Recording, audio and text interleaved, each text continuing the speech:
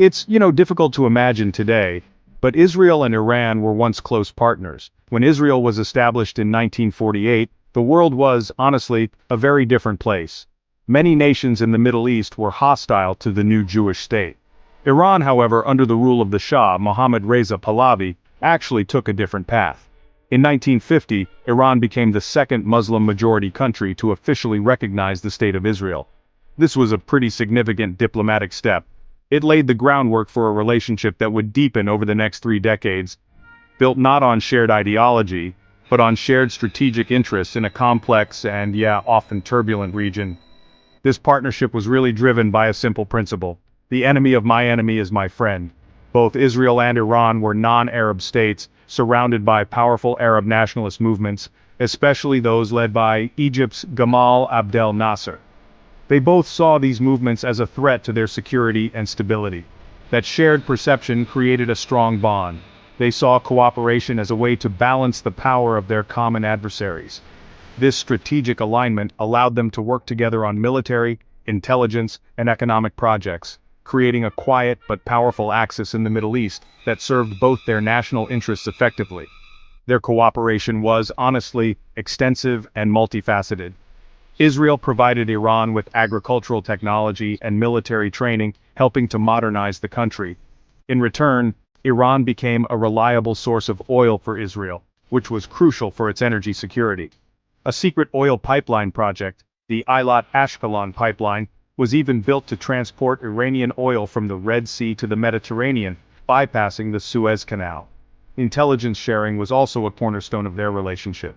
Agents from both countries' spy agencies, Mossad and Savak, collaborated closely, exchanging information on Arab states and leftist groups they both considered threats.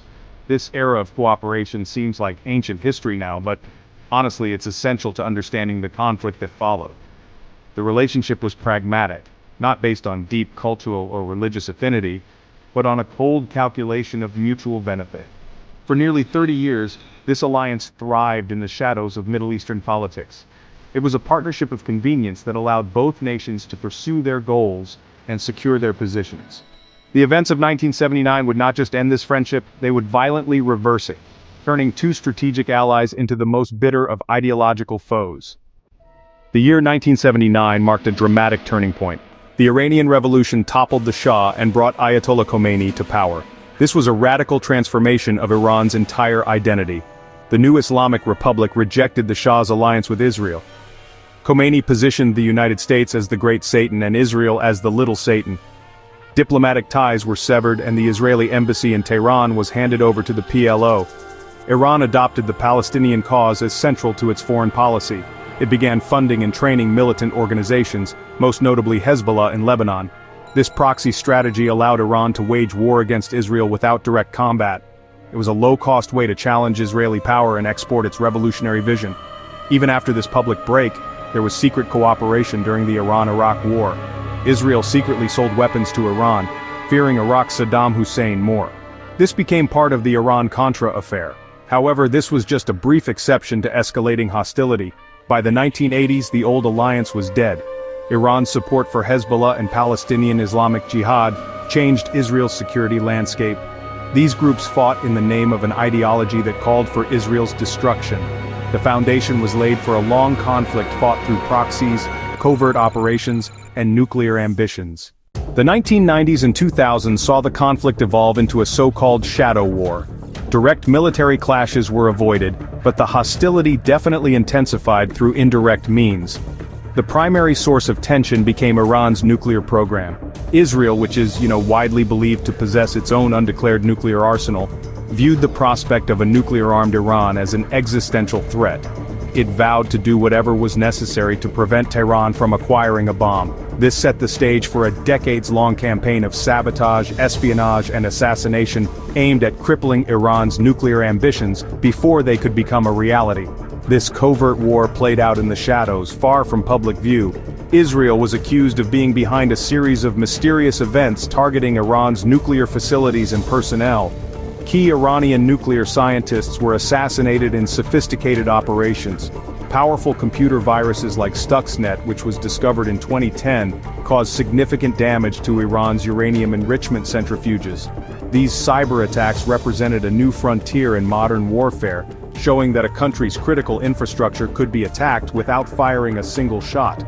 Iran, in turn, blamed Israel for these acts of sabotage and vowed to retaliate. The conflict also spilled into other countries, most notably Syria. As the Syrian civil war raged in the 2010s, Iran saw an opportunity to deepen its influence and establish a military foothold close to Israel's border. It sent troops, weapons, and advisors to support the government of Bashar al-Assad. For Israel, this was an unacceptable development. It created a red line, and the Israeli military began conducting hundreds of airstrikes in Syria. These strikes targeted Iranian weapons convoys, military bases, and personnel, aiming to prevent Iran from creating a new front against Israel from Syrian territory. Meanwhile, Iran continued to strengthen its network of proxies. It provided advanced rockets, funding and training to Hamas and Islamic Jihad in Gaza, and to Hezbollah in Lebanon. These groups launched periodic attacks on Israel, leading to several wars and skirmishes. Iran was also accused of carrying out cyberattacks against Israeli infrastructure and of plotting attacks on Israeli tourists and diplomats abroad. This multi-front shadow war created a state of constant, low-level conflict, where both sides engaged in a deadly game of cat and mouse, always trying to gain an advantage without triggering an all-out war. The dynamic of the conflict began to shift in recent years, moving from the shadows toward open confrontation. The Abraham Accords of 2020, which saw several Arab nations normalize relations with Israel, were a major diplomatic blow to Iran. Tehran saw this as a betrayal of the Palestinian cause and a sign of an emerging anti-Iran alliance in the region. This increased Iran's sense of isolation and may have contributed to its more aggressive posture. Instead of being contained, Iran felt encircled, pushing it to demonstrate its strength and resolve through its proxies and its own military capabilities. The simmering conflict erupted on October 7, 2023, when Hamas, an Iranian-backed group, launched a devastating attack on Israel, killing over 1,000 people and taking hundreds of hostages. This event triggered a massive Israeli military response in the Gaza Strip.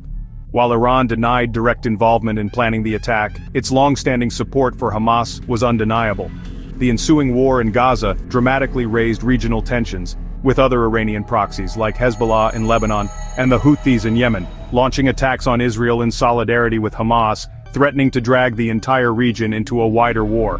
The most dangerous escalation occurred in April 2024, following a suspected Israeli airstrike on an Iranian consulate in Damascus that killed senior Iranian military commanders. The conflict crossed a historic threshold. For the first time, Iran launched a direct military attack on Israel from its own territory, firing hundreds of drones and missiles. While most were intercepted by Israel and its allies, the attack shattered the unwritten rule that had kept their conflict indirect. Israel responded with a limited strike of its own inside Iran, demonstrating its ability to penetrate Iranian airspace. This direct exchange put the entire world on edge. Today, as of June 2025, the situation remains extraordinarily tense and dangerous. The shadow war has given way to direct military strikes, and the risk of miscalculation leading to a full-scale regional war is higher than ever.